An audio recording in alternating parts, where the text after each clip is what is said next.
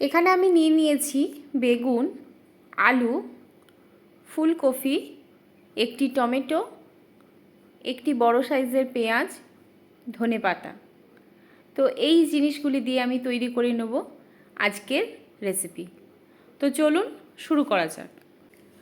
প্রথমে আমি কড়াইতে তেল দিয়ে দিচ্ছি। তেলটি গরম হয়ে গেলে তবে আমি মাছগুলিকে ভেজে নেব। এখানে আমি চিংড়ি মাছের বিনা মশলার ঝোলটা আপনাদের সঙ্গে শেয়ার করেছি। তো তেলটা গরম হয়ে গেছে, খুন্তির সাহায্যে পুরো কড়ার মধ্যে আমি তেলটিকে ছড়িয়ে নিলাম। এবার আমি এর মধ্যে অ্যাড করছি চিংড়ি মাছের টুকরোগুলিকে।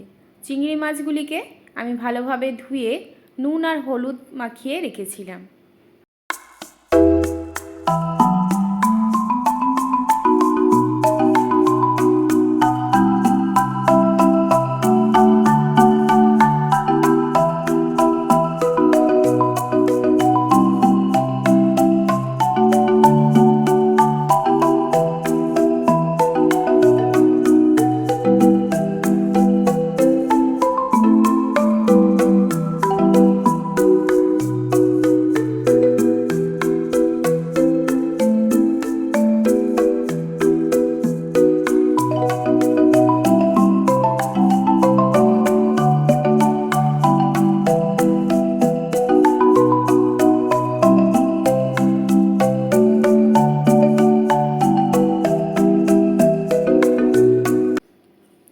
চিংড়িগুলিকে ভাজা হয়ে গেছে। এবার আমি এই তেলের মধ্যেই রেসিপিটা বানিয়ে নেব।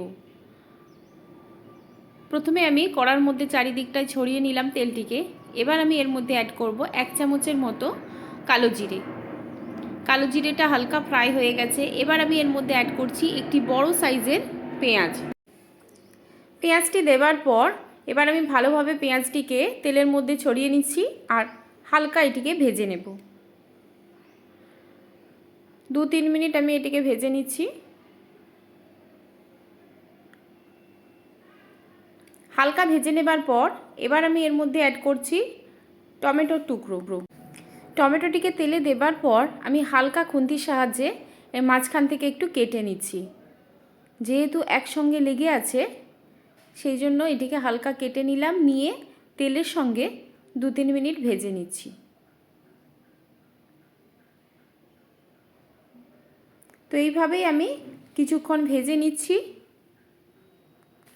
কিছুক্ষণ ভেজে নেবার পর এবার আমি দিয়ে দিচ্ছি ফুলকপিগুলিকে। ফুলকপিগুলোকে আমি ভালোভাবে লবণ জলে ভিজিয়ে রেখেছিলাম। ভিজিয়ে রাখার পর এবার আমি এটিকে তেলের মধ্যে দিয়ে ভালোভাবে ফ্রাই করে নিচ্ছি।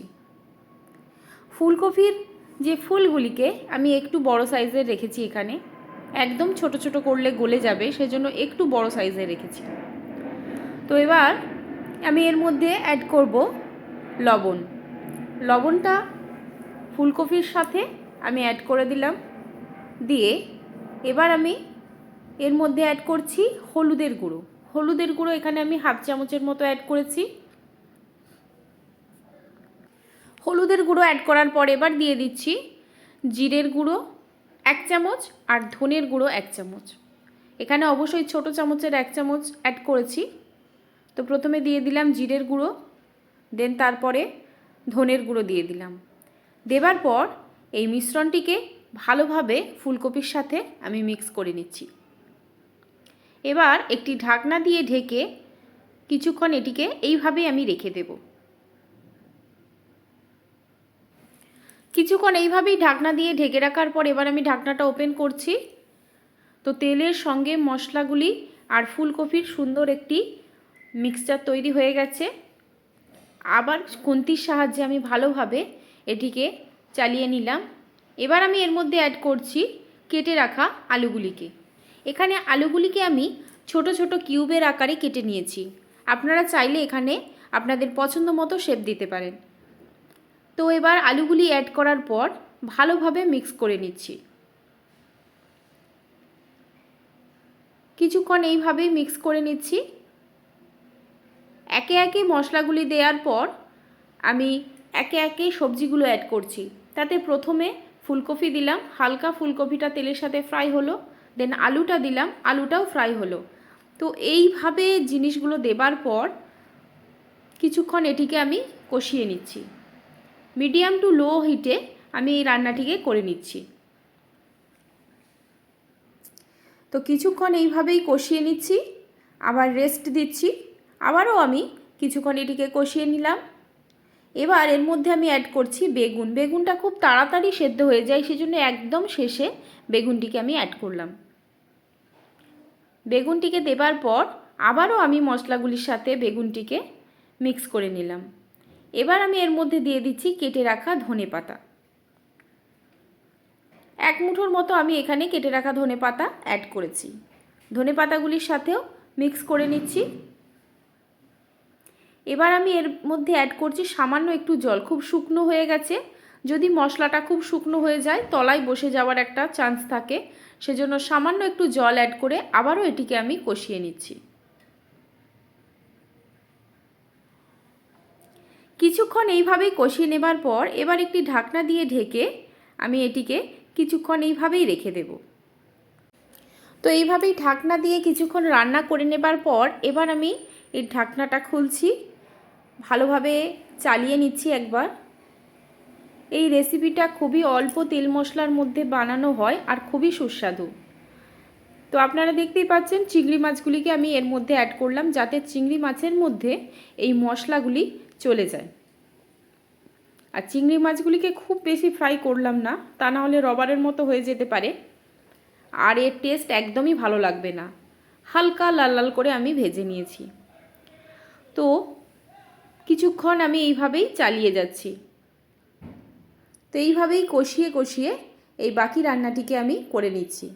তো এবার চিংড়ি মাছগুলি দেবার পর কিছুক্ষণ কষিয়ে নেবার পর একটি ঢাকনা দিয়ে ঢেকে আরও কিছুক্ষণ আমি এটিকে রেখে দিলাম। তো কিছুক্ষণ এইভাবেই আমি কষিয়ে নিলাম। কষিয়ে নেবার পর ঢাকনাটা খুলছি, মশলাটা একদম তৈরি হয়ে গেছে। এবার আমি এর মধ্যে অ্যাড করব জল। জলটি অ্যাড করে ভালোভাবে ফুলকপি, আলু এইগুলিকে সেদ্ধ করে নিতে হবে, একদম সফট করে নিতে হবে। ব্যাস তৈরি হয়ে গেল আমার রেসিপি। তো আমি এখানে জলটি অ্যাড করে দিচ্ছি। জলটা পরিমাণ মতো জলটা অ্যাড করতে হবে, যাতে সবজিগুলো সেদ্ধ হয়ে যায়। তো জলটি অ্যাড করার পর এবার আমি খুন্তির সাহায্যে তলা থেকে ওপর পর্যন্ত ভালোভাবে মিক্স করে নিচ্ছি। কিছুক্ষণ এইভাবেই মিক্স করে নিচ্ছি। তো এবার আমি দিয়ে দেবো কেটে রাখা ধনেপাতা। উপর থেকে আমি হালকা ধনেপাতাগুলিকে অ্যাড করছি। এবার খুন্তির সাহায্যে আমি এটিকে হালকা চালিয়ে নিলাম। একটি ঢাকনা দিয়ে ঢেকে প্রপারলি এটিকে আমি বয়েল করে নেব। কিছুক্ষণ এইভাবেই ফুটিয়ে নেবার পর আমার রেসিপিটা ঠিক এই রকম লাগছে। তো চলুন প্লেটিংটা করে নিই।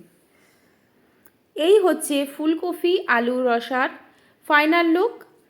তো রেসিপিটা দেখতে যতটাই অসাধারণ হয়েছে, টেস্টও ঠিক ততটাই সুন্দর হয়েছে। যদি রেসিপিটা আপনাদের কাছে ভালো লেগে থাকে অবশ্যই রেসিপিটিকে একটি লাইক করবেন। আবার আসবো নতুন কোনো রেসিপির সাথে। টাটা।